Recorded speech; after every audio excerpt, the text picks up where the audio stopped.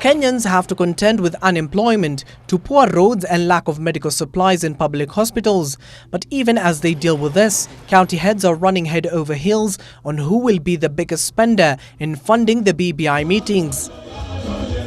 The heads have been accused of spending millions to hold the BBI meetings, which according to them has turned into a political rally.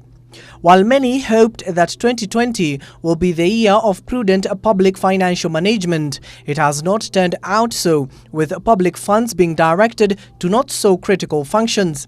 The first meeting held at Kisii, where the county government allegedly spent a whopping 18 million to host the said meeting.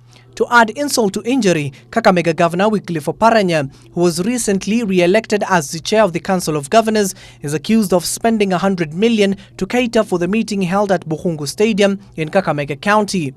Gavana wa Busia akatoa milioni 30 na gavana wa Kakamega alitoa milioni 100.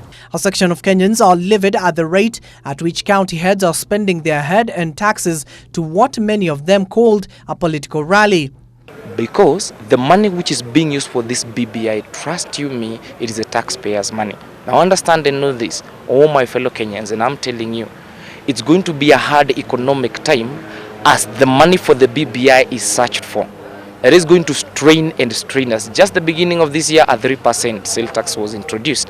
It's going to continue in such a trend until they can amass all the money that they need for the BBI. Alafu ukiona juzi hii meeting ilikuwa, hii campaign ilikuwa Bukungu, it spent 100 million just a day.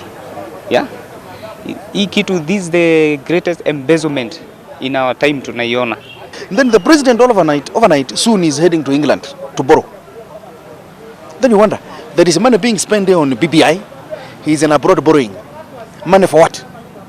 Wakutane mahali moja tu ikuwe one meeting, lakini si ati leo tunatoka hapa tunaenda hapa. Hiyo sioni anja yoyote. Hiyo ni kuharibu pesa za umma. Many of them say the meetings are held, yet the team that are tasked with sensitizing the public on the report is also crisscrossing the country, bleeding the taxpayer onto avenues.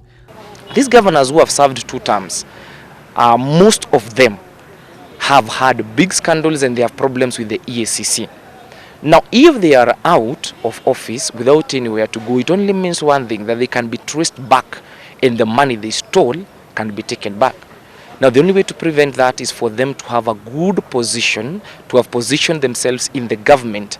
Hiyo mikutano wanashungulika nayo, kwenda mikutano kwa libu hiyo, a lot of money ashwashungulikie na barabara sana njoo. Watu unaona watu wengine wako chini. Watu wako chini, hata biashara zingine siko chini, hata mkiangalia. Kwa hivyo pesa siingie kwa watu ndio pesa ifanye kazi. So don't just take or criticize the money that's being spent there, just see the outcome. All right? Just see the outcome of that. Will worth more than that 100 million people are complaining about. Variously, county heads have been up in arms over the late allocation of resources to county government from the treasury. Some of the county governments have been marked for not clearing their pending bills. Or argue for more resources to counties. And I know Kenyans are looking at you. And the first question they ask, do you see areas governors what they are doing with this money? Underfunding of county government is an issue we have continually highlighted. Utaona mtu ametolewa Sagala huko juu, anapitishwa Voi, anapita Mwatate, anapita Taveta, anaenda mpaka KCMC Tanzania. It is wrong.